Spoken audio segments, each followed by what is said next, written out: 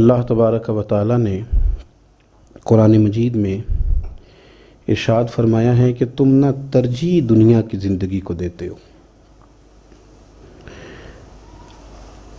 اپنے جینے کو ترجیح دیتے ہو، جینے کے لیے زیادہ کام کرنا چاہتے ہو۔ والآخرۃ خیر وابقیٰ، حالانکہ آخرت تمہارے لیے بہتر بھی ہے اور ہمیشہ باقی رہنے والی بھی۔ تم ترجیح دنیا کی زندگی کو دیتے ہو، حالانکہ آخرت تمہارے لیے بہتر بھی ہے، والآخرۃ خیر وابقیٰ، اور ہمیشہ باقی رہنے والی بھی۔ انسان اور مسلمان کو یہ حکم دیا گیا ہے کہ اس کی ترجیح دنیا داری نہیں ہونی چاہیے۔ مال، دولت، عہدہ، منصب، شہرت، اس کو ترجیحی بنیادوں پر یہ کام نہ کرے۔ ترجیح اس کی اللہ اور اس کے رسول کی ذات ہے۔ دنیا ضرورت ہے، اس کو ضرورت سمجھے، اس کو اپنے اوپر طاری نہ کرے۔ کمر سیدھی کرنے کے لیے روٹی کھانی ہے، اس کو ضرورت سمجھے۔ بدن چھپانے کے لیے کپڑا چاہیے، اس کو ضرورت سمجھ لے۔ سر چھپانے کے لیے چھت کی ضرورت ہے، اس کو ضرورت سمجھے، لیکن کبھی بھی کسی موقع پر اس بات کو سمجھ لیں کہ ترجیح دنیا کو نہ دے، ترجیح آخرت کو، اللہ کی ذات کو۔ ہماری آخرت کس طرح ٹھیک ہو سکتی ہے، آخرت میں کامیاب کس طرح ہو سکتے ہیں، آخرت میں اللہ تعالیٰ کی رضا کیسے پا سکتے ہیں، اس کو ترجیح دینی چاہیے۔ نبی پاک صلی اللہ تعالیٰ علیہ وسلم کے بہت سارے صحابہ بڑی شانوں والے، ایک صحابی کا ہم آج ذکر کرنے جا رہے ہیں جن کا نام ہے حضرت ابو ذر غفاری رضی اللہ تعالیٰ۔ ہمارے صوفیاء تصوف میں ایک جملہ بولتے ہیں کہ تیرا تو فقر ابو ذر ہے، یعنی جن کو صحیح درویش کہتے ہیں نا، صحیح درویش۔ مولا علی شیر خدا رضی اللہ تعالیٰ عنہ فرمایا کرتے، دو ہی تو بندے ہیں جو رب کے رستے میں کسی شے کی پرواہ نہیں کرتے۔ حضور کون سے؟ فرمایا ایک ابو ذر غفاری ہے اور دوسرے علی المرتضیٰ ہے۔ مولا علی فرمایا کرتے یہ نا مسلمانوں میں سے چوتھے یا پانچویں مسلمان ہیں۔ شروع سے ایک سلیم الطبع آدمی، کچھ لوگ طبعاً بڑے نفیس ہوتے ہیں، طبعاً ہی اللہ کی طرف سے شروع سے ہی۔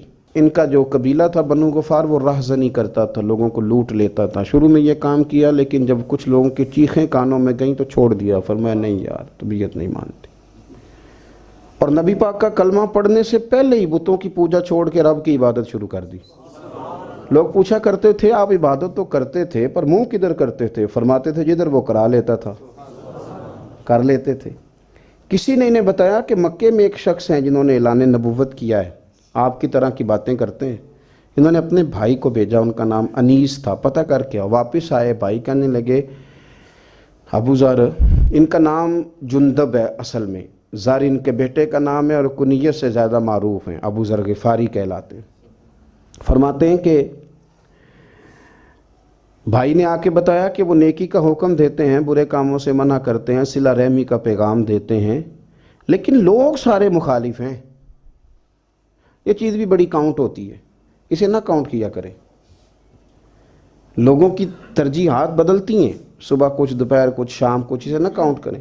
انہوں نے اس بات کو کاؤنٹ کر کے بتایا کہ لوگ ان کے جو ہیں نا وہ مخالف ہیں سارے۔ تو حضرت ابو ذر غفاری کہنے لگے مجھے تسلی نہیں ہوئی، میں خود جا کے پتہ کروں گا۔ کہتے ہیں مکہ شریف آیا تو کسی ایسے آدمی سے پوچھ بیٹھا، میں تو کچھ اور سمجھا تھا، وہ کچھ اور نکلا۔ مکے والوں نے بڑا مارا۔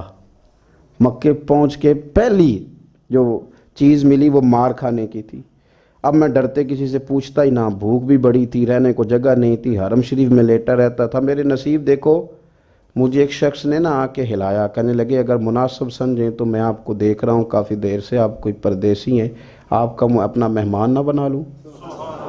تو میں نے کہا آپ کا کیا نام ہے؟ کہنے لگے میرا نام ہے علی ابن ابی طالب۔ کہتے ہیں مولا کائنات گھر لے گئے، کھانا بھی کھلایا، جگہ بھی دی سونے کو، خدمت بھی کی، لیکن چونکہ میں تو پہلے ایک سے پوچھ کے مار کھا بیٹھا تھا، میں نے پوچھا نہیں میں کدھر آیا ہوں۔ رات رہے، اگلی رات بھی رہے، لیکن میں نے بتایا نہیں میں کس کام آیا ہوں۔ حضرت ابو ذر غفاری رضی اللہ تعالیٰ عنہ کہتے ہیں خود ہی مولا علی نے پوچھا بتا سکتے ہو کیسے آئے ہو؟ میں نے کہا راز رکھ لو گے؟ فرمایا بڑا کشادہ سینہ دیا ہے رب نے مجھے.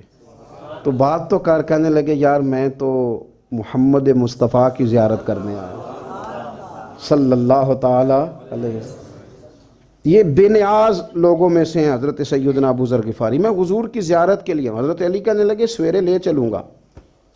انسان بزدل نہیں ہوتا، ہر انسان بزدل نہیں ہوتا، اور بلا وجہ ٹکراؤ کی پالیسی بنا لینا یہ بھی سیانے لوگوں کا کام نہیں. حکمت کے تقاضوں کے مطابق چلنا یہ بھی دلیر لوگوں کا ہی کام ہوتا ہے. حضرت مولا علی کہنے لگے صبح لے کے چلوں گا، پر حالات ٹھیک نہیں. شرارتی لوگ ہر جگہ ہوتے ہیں. اگر کوئی شرارتیوں کا ٹولہ ملا نا جو کھڑا ہوگا جاسوسی کرنے کے لیے کہ حضور کی طرف کون کون جا رہا ہے، تو میں نیچے جھکوں گا جوتے کا تسمہ ٹھیک کرنے کے لیے. لیکن آپ نے نہیں کھڑے ہونا، آپ نے چلتے رہنا ہے تاکہ کسی کو شک نہ ہو. کہتے ہیں اس ترتیب سے حضرت علی مجھے لے کے گئے. میں حضور کی بارگاہ میں پہنچا. مولا علی کہتے ہیں بڑے بڑے لوگ سوال کرتے تھے، پر یہ شروع سے سلیم الطبع تھے. مجھے کہہ لینے دینا، جنہوں نے ماننا ہوتا ہے وہ لمبے سوال کرتے ہی نہیں. مان جو لیا تو لمبے سوالوں کی ضرورت ہی کوئی نہیں. کہتے ہیں لوگ بڑے بڑے سوال کرتے تھے، پر ابو ذر نے 2-3 باتیں پوچھیں اور آگے جا کے کہنے لگے حضور ہاتھ بڑھائیں مجھے کلمہ پڑھائیں. نبی پاک صلی اللہ علیہ وسلم نے کلمہ پڑھایا. فرمایا باہر جا کے نا ابھی ذکر کرنا کہ تم مسلمان ہو گیا، یہ ماریں گے. عرض کی حضور انہیں مارنے دے، میں آیا بھی مار کھا نہیں ہوں، انہیں مارنے دے نا. پڑا فلک کو کبھی دل جلوں سے کام نہیں. داغ دہلوی نے کہا تھا پڑا فلک کو کبھی دل جلوں سے کام نہیں، اور جلا کے راکھ نہ کر دوں تو داغ نام نہیں. ماری تو کھانے آئے ہیں، مارنے دے، کرنے دے زہر جتنا لگانا ہے لگانے دے. باہر جا کے اعلان کیا. مکے والوں نے مارا، اتنا مارا کہ بے ہوش ہو گئے.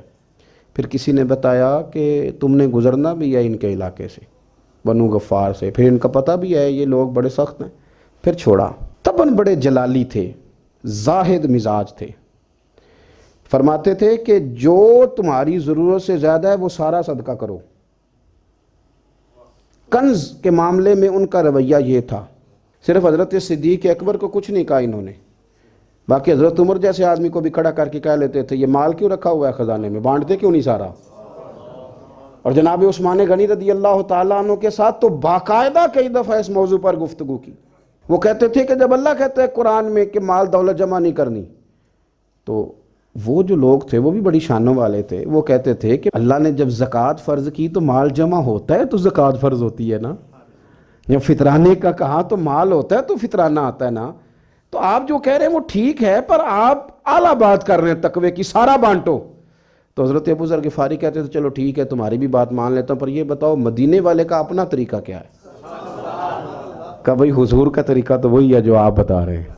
تو فرمانے لگے پھر اس رستے نہ چلیں جو رستہ مدینے والے رسول کا ہے. اور حضور سے، نبی پاک سے عشق کرتے بڑا کھل کے. یہ صحابہ صفہ میں سے تھے.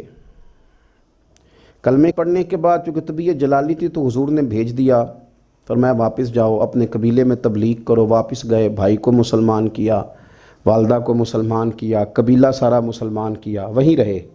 ہجرت مدینہ کے بعد آئے تبوک کے موقع کے قریب، اور حضور نے اصحاب صفہ میں رکھ لیا.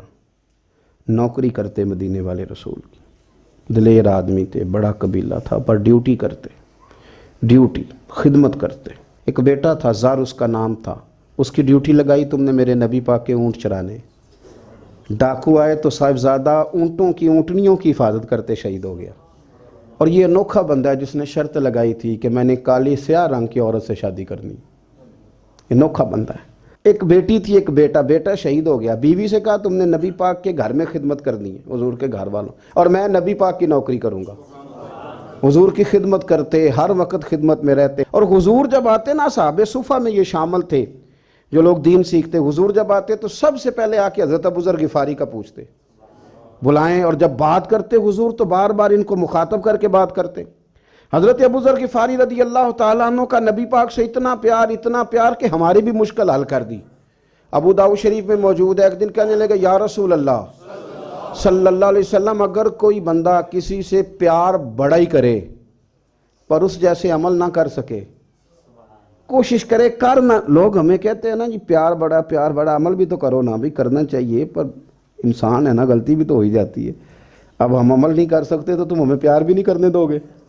مہربانی کرو، پیار تو کرنے دو نا.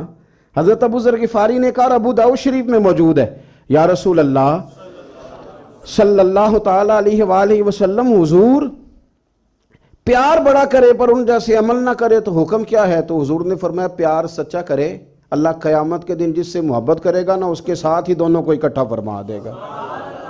تو حضرت ابو ذر نے فوراً کہا حضور پھر مجھے آپ سے بھی بڑا پیار ہے، رب سے بھی بڑا پیار ہے۔ فرمایا فکر نہ کرنا، جنت میں اکٹھے ہی جائیں گے۔ اتنی محبت رسول پاک کی ذات کے ساتھ حضور کی نوکری کرنا۔ ایک دن خدمت کرتے کرتے سو گئے، حضور مسجد میں آئے پتہ کرنے کہ ابو ذر آرام کر رہا ہے۔ یہ بھی مزہ ہوتا ہے، خیال رکھنا اپنے درویشوں کا، کیا کھایا کیا پیا کہاں سوئے۔ حضور رات کو آئے، یہ سوئے ہوئے تھے، فرماتے ہیں حضور نے میرا انگوٹھا ہلایا، میں اٹھ کے بیٹھ گیا، حضور بھی میرے پاس بیٹھ گئے۔ اور میں ابو ذر بڑا پیار کرتے ہو؟ سونے آپ کو پتہ ہی ہے۔ کہا یار تو بڑی نوکری کرتا ہے، ایک دن وہ بھی آئے گا جس دن تجھے میری مسجد اور میرے شہر سے جانا پڑے گا، پھر کیا کرو گے؟ تو عرض کی حضور کسی کی طاقت ہے مجھے آپ کے شہر سے نکالے؟ میں تلوار نکال لوں گا۔ تو نبی پاک نے فرمایا تلوار نہ نکالنا، جہاں تمہیں بھیجا جائے چپ کر کے چلے جانا۔ حضور کب تک؟ فرمایا جب تک اللہ تیری اور میری ملاقات نہیں کرا دیتا، یعنی وصال تک۔ یہ واحد شخص ہیں کہ حضور کے وصال ظاہری کا وقت آ گیا تو فرمایا کوئی میرے ابو ذر کو بلاؤ۔ جب یہ آئے تو حضور لیٹے ہوئے تھے، یہ جھکے نبی پاک کی طرف، حضور میں حاضر ہوں، تو حضور نے پکڑ کے سینے کے ساتھ لگا لیا۔ میرے رسول پاک صلی اللہ علیہ وسلم کی خدمت میں ایک دفعہ عرض کرنے لگے حضور مجھے صوبے کا گورنر بنا دیں۔ تو نبی پاک نے فرمایا ابو ذر میں عہدے پسند نہیں کرتا، تو تمہیں بھی میں کہتا ہوں عہدہ نہ لینا، تمہیں بھی کہتا ہوں عہدہ نہ لینا۔ فرمایا ابو ذر میں جو چیز اپنے لیے پسند کروں گا تمہیں بھی اسی کا مشورہ دوں گا، تم بندے اچھے ہو پر یہ کام تمہارے بس کا نہیں ہے۔ بڑے زاہد آدمی میرے رسول کریم صلی اللہ تعالیٰ علیہ وآلہ وسلم نے ان کے بارے میں فرمایا جس طرح نبیوں میں حضرت عیسیٰ علیہ السلام ہوئے۔ حضرت عیسیٰ دیکھیں نا، انبیاء میں اللہ تعالیٰ نے ہر قسم کی عظمت نبیوں کو دیں۔ جناب سلیمان علیہ السلام کا تو تخت بھی ہوا میں اڑتا تھا، جن تک تابع دار تھے، اور نبیوں میں حضرت عیسیٰ بھی ہیں جن کے پاس گھر بھی کوئی نہیں، شادی بھی کوئی نہیں کی، اینٹ سرانے رکھ کے تکیہ بناتے، ایک ان کے پاس کنگھی تھی اور ایک پیالہ تھا۔ دیکھیں جو بندہ نیک ہو نا وہ بھی نیک ہیں، اللہ کے نبی ہیں۔ آپ اپنا تقوی مسلط نہیں کریں گے، جو وہ کر رہے ہیں وہ بھی مخلص ہو کے کر رہے ہیں۔ حکومتیں جو چلانی ہیں تو وہ کس نے چلانی ہے؟ اگر نیک بندے نہیں آئیں گے تو غلط لوگ آئیں گے، قوموں پہ ظلم کریں، وہ بھی اپنی جگہ ٹھیک ہے، لیکن یہ جو کر رہے ہیں یہ بات بھی اپنی جگہ بالکل ٹھیک ہے۔ ہم پتہ کیا کرتے ہیں، ہم چیزوں کو مسلط کرتے ہیں، ایک دوسرے پر مسلط نہیں کریں چیزوں کو۔ آپ جو کر سکتے ہیں، جو رستہ آپ کو صحیح لگتا ہے اختیار کر لیں، یہی تو ہمارے دین کا حسن ہے کہ سارے رستے واضح کر کے ہمیں دکھاتا ہے۔ حضرت عیسیٰ علیہ السلام نے ایک دن دیکھا کہ ایک بندہ نا انگلیوں کے ساتھ اپنے بال سیدھے کر رہا ہے، تو آپ نے فرمایا یار کنگھی کے بغیر بھی کام چل سکتا ہے، کنگھی بھی خیرات کر دی۔ دیکھا ایک بندہ ہاتھ کا تکیہ بنا کے لیٹا ہے، تو فرمایا اینٹ بھی دے دو کسی کے کام آ جائے گی۔ ایک دن دیکھا کہ ایک بندہ نا یوں چلو میں پانی پی رہا ہے، فرمایا پیالہ بھی رہنے دو، اس کے بغیر بھی کام چل ہی جاتا ہے۔ جناب عیسیٰ کا یہ زہد تھا۔ میرے نبی پاک علیہ السلام نے فرمایا جس نے جناب عیسیٰ کا زہد دیکھنا ہو وہ میرے ابو ذر غفاری کو دیکھے، ان کو دیکھے، یہ دنیا میں جناب عیسیٰ کے زہد کے مطابق چلتے پھرتے ہیں۔ ساری زندگی دولت کو، مال کو پسند نہیں کیا۔ جہاں رہتے تھے ایک گورنر صاحب نے 300 دینار تحفے میں بھیجے، تو ایک ہوتا ہے نا بندہ کہتا نہیں نہیں ضرورت نہیں، اور حضور سید عالم صلی اللہ علیہ وسلم نے حضرت عمر سے فرمایا تھا جو خود بخود آ جائے وہ قبول کر لو، اللہ کی طرف سے۔ لیکن ان کا رنگ فقیری والا تھا اور تھوڑا انوکھا تھا۔ 300 دینار آئے تو فرمانے لگے اسے جا کے کہو تمہیں کوئی اور بندہ نہیں ملا دھوکہ دینے کے لیے، میرے گھر ہی مال بھیج دیا ہے۔ فرمانے لگے میرے پاس گدھا ہے سواری کرنے کے لیے، میرے پاس بکریاں ہیں دودھ پینے کے لیے، میرے پاس ایک چادر اضافی ہے سامان میں سے، میں تو ڈرتا ہوں کہ رب کہیں اس چادر کے بارے میں سوال نہ پوچھ لے، اور تم ہو کہ میرے پاس یہ لے کے آئے ہو۔ حضرت عثمان غنی کے پاس جا کے کہا کرتے کتنا لوگوں کے پاس پیسہ آ گیا ہے، ہر بندے کے گھر میں مال ہے، یہ کیا ہو رہا ہے، لوگوں سے کہیں خرچ کریں غریبوں پہ۔ عثمان غنی فرمانے لگے تمہیں تو خوش ہونا چاہیے کہ میرے دور میں لوگ خوشحال ہو گئے ہیں۔ آپ فرمانے لگے نہیں، وہ والا رنگ زیادہ بہتر ہے جو مدینے والے نے اختیار فرمایا ہے، کیونکہ کچا رنگ للاری والا چڑھدا تے لیندا رہندا عشق تیرے دا رنگ محمد، جدوں چڑھ جائے پھر نہیں لیندا۔ آپ کی طبیعت کے اندر دولت سے بیزاری، حضرت ابو درداء، حضرت ابو موسیٰ اشعری، حضرت ابو ہریرہ رضی اللہ تعالیٰ عنہ، یہ سمجھ لیں ان کے کلاس فیلو تھے، ان کے ساتھ پڑھا تھا انہوں نے۔ حضرت ابو ذر غفاری ان پر بھی جلال کرتے ہیں۔ آپ یقین کریں کہ طبیعت نا ایسے کیف میں آ گئی ان کو پڑھ کے، ان کو پڑھا جب کچھ دنوں سے تو کچھ انوکھا، یہ انوکھی وجہ ہے، سارے زمانے سے نرالے ہیں، یہ بندے کون سی بستی کے یار اب رہنے والے ہیں، یہ کس طرح کے لوگ ہیں، کیا سوچ ہے۔ حضرت ابو درداء رضی اللہ تعالیٰ عنہ کے گھر کے قریب سے گزرے تو حضرت ابو درداء مکان بنا رہے تھے، کیا جملہ کہا، تڑپ گئی روح، فرمانے لگے ابو درداء تجھ سے مجھے یہ امید نہیں تھی یار۔ فرمایا کیا ہوا؟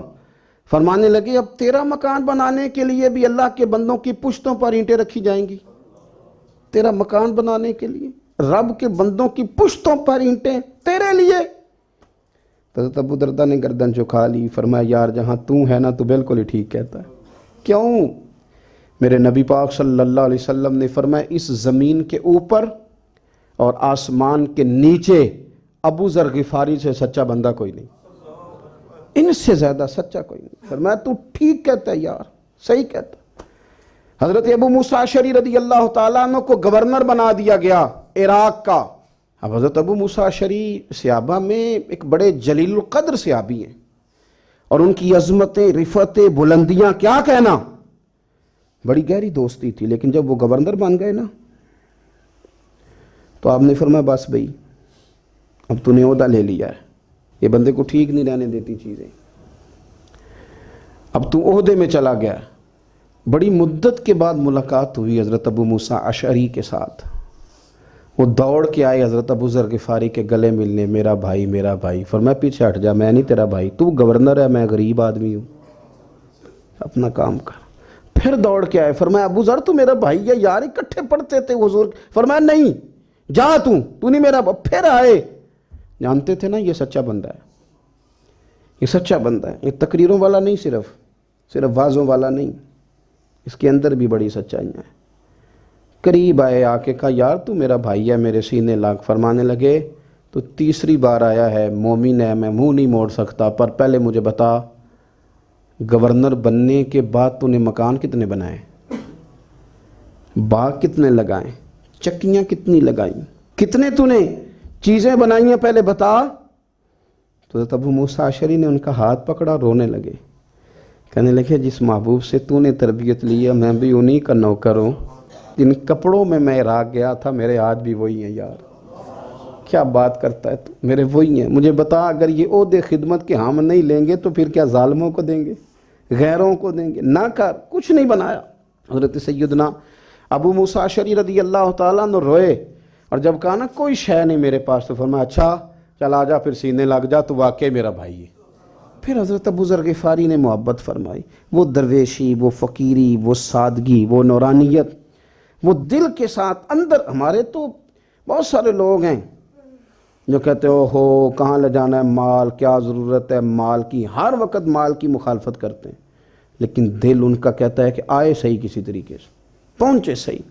حضور نے فرمایا بعض لوگوں کی زبانیں شہد سے زیادہ میٹھی، دل بھیڑیے سے زیادہ خطرناک، اوپر سے کہہ کچھ رہے ہیں اندر حالات کچھ اور ہیں۔ لیکن حضرت ابو ذر غفاری رضی اللہ تعالیٰ عنہ دوری دولت سے، آپ فرماتے کیوں ہے لوگوں کے پاس مال، کس لیے اتنا مال جمع کیا ہے؟ کیا ساری غریبی ختم ہو گئی ہے، غربت مٹ گئی ہے ساری؟ کیوں لوگ مال بناتے ہیں؟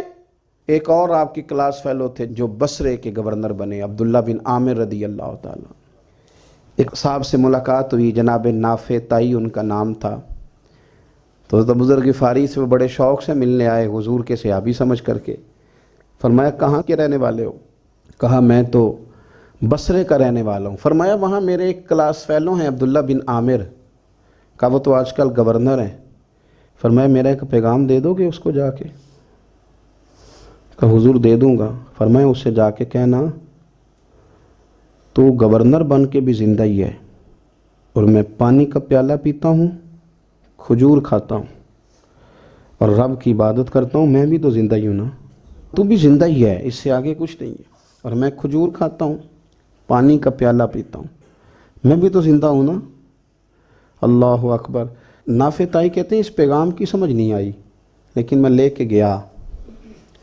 عبداللہ بن عامر سے میری ملاقات ہوئی تو میں نے کہا جی ایک پیغام دینا ہے، تو انہوں نے کچھ توجہ نہیں کی۔ جب میں نے بتایا نا کہ حضرت ابو ذر غفاری کا پیغام ہے تو ان دونوں آنکھیں کھول دیں، کہنے لگے جلدی بتاؤ انہوں نے کیا کہا ہے۔ فقر اور درویشی کے رستے پہ چلنے والوں کے امام سیدنا ابو ذر غفاری نے کیا کہا ہے؟ تو کہتے ہیں مجھے پاس بٹھا لیا، شفقت فرمائی، کہنے لگے اب بتاؤ انہوں نے کیا کہا ہے؟ تو عرض کرنے لگے انہوں نے کہا ہے کہ تو گورنر ہے، تو بھی زندہ ہے، اور میں کھجور کھاتا ہوں، پانی پیتا ہوں، رب کو یاد کرتا ہوں، میں بھی تو زندہ ہی ہوں نا۔ کہنے لگے ایک دفعہ پھر کہا انہوں نے کہا تھا کہ میں کھجور کھاتا ہوں، پانی پیتا ہوں، عبادت کرتا ہوں، میں بھی تو زندہ، کہا ایک دفعہ پھر کہتے ہیں تیسری دفعہ کہا تو وہ اتنا روئے کہ انہوں نے چادر میں منہ چھپا لیا۔ کہنے لگے یار وہ ٹھیک ہی کہتا ہے، وہ صحیح کہتا ہے، اتنا مال، اتنے عہدے، اتنی چیزیں، اتنا کچھ جمع کر کے رکھا ہے، ان کا حساب دینا، ان چیزوں کی اللہ کے حضور کیا عذر پیش کریں گے، کس طرح رب کی بارگاہ میں بتائیں گے، کیا وجہ تھی، کن چکروں میں ہم نے زندگی گزار دی۔ سیدنا ابو ذر غفاری رضی اللہ تعالیٰ عنہ نے اپنی حیات مبارکہ ساری کی ساری فرماتے تھے کہ ہم نہیں عمل کریں گے تو کون کرے گا، وہ خاص سادگی، وہ خاص۔ اور پتہ میرے نبی پاک نے کیا فرمایا؟ فرمایا مجھے میرے رب نے حکم دیا ہے کہ میں 4 لوگوں سے پیار کروں۔ اللہ اکبر۔ کاش کبھی آپ اس حدیث کے جملوں کو سمجھیں۔ او یار اللہ نے حکم دیا ہے، محبوب پیار کرے۔ حضور کس سے؟ تو پہلے 3 مرتبہ نبی پاک نے ایک ہی شخص کا نام لیا، فرمایا علی سے، علی سے، علی سے، پھر فرمایا ابو ذر غفاری سے، پھر فرمایا جناب مقداد سے، پھر فرمایا سلمان فارسی سے۔ رب نے مجھے کہا ان سے پیار کرو۔ حضرت ابو ذر غفاری تبوک کے موقع پر نا اونٹ پہ بیٹھے تھے، پیچھے رہ گئے، اونٹ پر بیٹھے تھے تو پیچھے رہ گئے، اونٹ سست تھا، تھک گیا، چل نہیں رہا تھا۔ حضرت ابو ذر غفاری رضی اللہ تعالیٰ عنہ پہلے تو اسے لے گئے یہ گاؤں میں کہ اونٹ بیمار ہو گیا، اس کا علاج کرایا، لیکن جب وہ ٹھیک نہ ہو سکا نا تو اونٹ وہیں چھوڑ دیا۔ حضور صلی اللہ علیہ وسلم کے پیچھے ضرور پہنچنا ہے میدان تبوک میں، تو جو سامان تھا وہ سارا پشت پہ رکھا اور اکیلے ہی چل دیے، تنے تنہا اور پیدل۔ سامنے سے گرد اڑتی ہوئی نظر آئی تو لوگوں نے کہا حضور پتہ نہیں کون آیا ہے۔ فرمایا تمہیں نہیں پتہ، مجھے تو پتہ ہے نا، ابو ذر غفاری آیا ہے، ابو ذر غفاری آئے۔ پھر حضور نے فرمایا یمشی واحدہ و یموت واحدہ و یبعث واحدہ، فرمایا یہ تنہا چلتے ہیں، یہ تنہا ہی دنیا سے جائیں گے، تنہا ہی اٹھائے جائیں گے، تنہا چلتے ہیں، تنہا ہی دنیا سے جائیں گے، انتقال تنہا ہی اٹھائے جائیں گے۔ جو بہت زیادہ سختی کرنے لگے صحابہ پہ، بہت زیادہ، تو حضرت عثمان غنی رضی اللہ تعالیٰ عنہ نے فرمایا کہ آپ اپنے مزاج کے لحاظ سے تو درست ہیں، پر جو چیز آپ طاری کرنا چاہتے ہیں جب شریعت گنجائش دیتی ہے تو آپ کیوں اتنی سختی فرماتے ہیں؟ تو فرمانے لگے ٹھیک ہے پھر مجھے ربضہ جانے کی اجازت دے دو۔ ربضہ ایک بستی تھی، جنگل تھا، وہاں کوئی آتا جاتا نہیں تھا، اسی کسے دے کچھ نہیں جلا گئے تو نہ کچھ ہڈا دردی۔ حضور نے کہا تھا نا یمشی واحدہ، تو اکیلا چلے گا، ربضہ چلے گیا۔ حضرت سیدنا عثمان غنی نے کہا یہ کچھ بکریاں لے جاؤ، دودھ پی لیا کرنا۔ فرمایا عثمان مجھے مال کی تو ضرورت پہلے دن سے ہی کوئی نہیں، مجھے تو رب رسول کی ضرورت ہے، ان کی کرم نوازیاں میرے ساتھ رہتی ہیں۔ تشریف لے گئے، وہاں تنہا کھجور کے خشک ٹکڑے کھاتے، عبادت کرتے، اللہ کو یاد کرتے۔ بڑے بڑے لوگوں نے آ کے کہا کہ ابو ذر آپ کی بڑی شان ہے، ہمارے ساتھ چلیں۔ فرمایا چھوڑو، کہاں منشور ہم اور کہاں ہنگامے محبت کے، ایک حجرے میں رہتے ہیں، خدا کو یاد کرتے ہیں، ضرورت کوئی نہیں، جہاں ہوں نا وہاں میں ٹھیک ہوں، حاجت نہیں۔ وصال کا وقت آ گیا، دنیا سے جانے کا ٹائم آ گیا، اکیلے ہیں، بیوی ہے اور بیٹی ہے، جنگل کا علاقہ ہے، حج ہو گیا، راستے بند ہو گئے، بیمار ہو گئے، اپنی اہلیہ کو بلا کے کہنے لگے اب میں بچوں گا نہیں، اب جانے کا وقت آ گیا ہے۔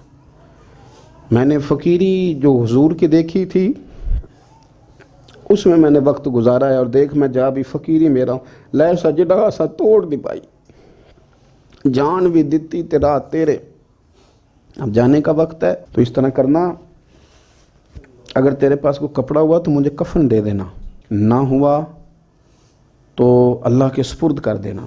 کہا ہم 2 عورتیں ہیں، جنازہ، غسل، کفن، فرمایا رب جماعت بھیجے گا میرے لیے، لوگ آئیں گے، میرے نبی پاک نے مجھ سے وعدہ کیا تھا، آئیں گے نا لوگ۔ تو اہلیہ کہنے لگی ابو ذر آپ کو کیسے پتہ ہے کہ آپ اس صحرا میں انتقال کر جائیں گے، اللہ شفا دینے والا ہے۔ فرمانے لگے ہم 3-4 لوگ بیٹھے تھے تو حضور نے فرمایا تھا تم میں سے ایک شخص صحرا میں اکیلا انتقال کر جائے گا، تو وہ میرے جتنے باقی ساتھی تھے وہ سارے انتقال کر گئے، اب میں اکیلا ہی بچا، مجھے پتہ ہے وہ میں ہی ہوں، تو تم دیکھنا تمہیں کوئی نہ کوئی مل جائے گا غسل کفن کے لیے۔